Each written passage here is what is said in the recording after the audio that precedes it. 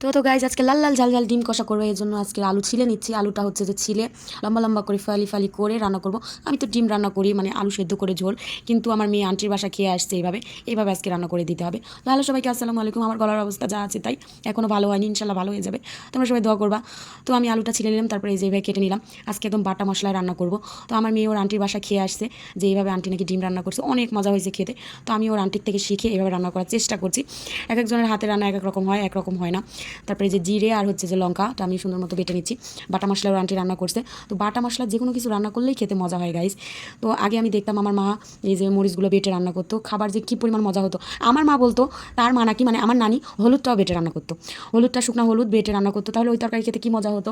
তো এখন আমাদের এই যে ব্যায়াম করি, এই করি সেই করি, আমরা যদি ঠিকমতো আগেকার মতো এই যে পরিশ্রম করি, তাহলে ব্যায়াম ট্যাম কিছুই করতে হবে না। আগে ঢেকিতে ধান বেনে চাল করে তারপর ভাত রান্না করতাম। এখন যদি আমরা সবাই ঢেকিতে ধান বানি, তাহলে আমাদের আর এক্সট্রা করে ব্যায়াম করার জন্য সময় বের করতে হবে না। তো এই যে সুন্দর মতো আমি বেটে নিলাম।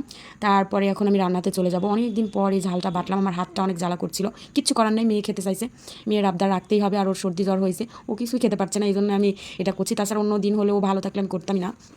তো তারপরে এখানে পেঁয়াজটা ভেজে নিচ্ছি, পেঁয়াজ ভেজে বেরেস্তা করে নিব। আর এখানে ডিমটা ফালি করে নিচ্ছি। ওর আন্টি নাকি 2 ফাঁক করে, মানে 2 টুকরা করে ডিমটা হচ্ছে রান্না করছে মশলাটা ভিতরে যাওয়ার জন্য। আমি তো একদম গোটা গোটা ডিম রান্না করি। তো আজকে এই যে সুতা দিয়ে সুন্দর মতো 2টা ফালি করে নিচ্ছি ডিমটা। তো এইভাবে ফালি করে নিলে কী হয়, কুসুমটা বের হয়ে যায় রান্না করতে করতে। আর আমার মেয়ে যেহেতু কুসুম খায় না, ওর জন্য ভালোই হয়। আর এখানে বেরেস্তাটা করে নিচ্ছিলাম, পেঁয়াজটা ভাজা হয়ে গেছে। ডিমের তরকারিতে ডিম যখন হয়ে যায়, তখন এই পেঁয়াজ বেরেস্তাটা দিলে অনেক খেতে মজা হয়। তো তারপরে ডিমের টুকরাগুলো সুন্দর মতো ভেজে নিলাম। তারপরে ভেজে যেভাবে রান্না করা যায় সেভাবে রান্না করব।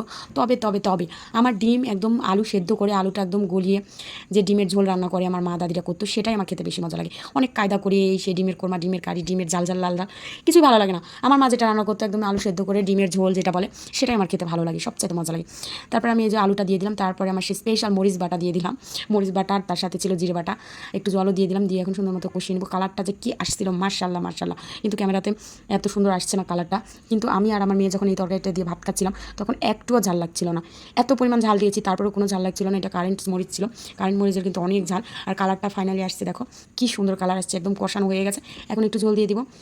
ঝোলটা ফুটে আসলে ডিমটা দিয়ে দেবো। এটা এত ঝোল ঝোল হবে না, একদম ঝোলটা শুকিয়ে কষা কষা হবে। তো তারপরে ডিমটা দিয়ে দিলাম, একদম ফুটে আসবে। আর আলুটা আস্তে আস্তেই থাকবে। আমি ভাবছিলাম আলুটা একটু ভেঙে দিব, তো আমার মেয়ে বলছে যে আলু ভেঙে দিও না, আলুটা আস্তে আস্তেই থাক।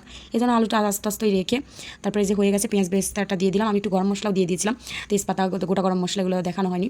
তো তারপরে এই দেখো ফাইনাল লুক কী সুন্দর আসছে, কালারটা মাশাআল্লাহ আসছে। এবার খাওয়ার পালা, খেয়ে দিয়ে তোমাদের বলছি কেমন হয়েছিল। তবে আমারটা ওই আলু সেদ্ধ করে আলু ঘাঁটি ডিম দিয়ে যেটা রান্না করে, ওটাই ভালো লাগে। তবে এটাও ভালো হয়েছিল খেতে। তবে আমার মুখে কোনো ঝাল লাগছিল না, এত পরিমাণ লঙ্কা দিয়েছি, তারপরেও আমার মুখে কোনো ঝাল টাল কিছু নেই।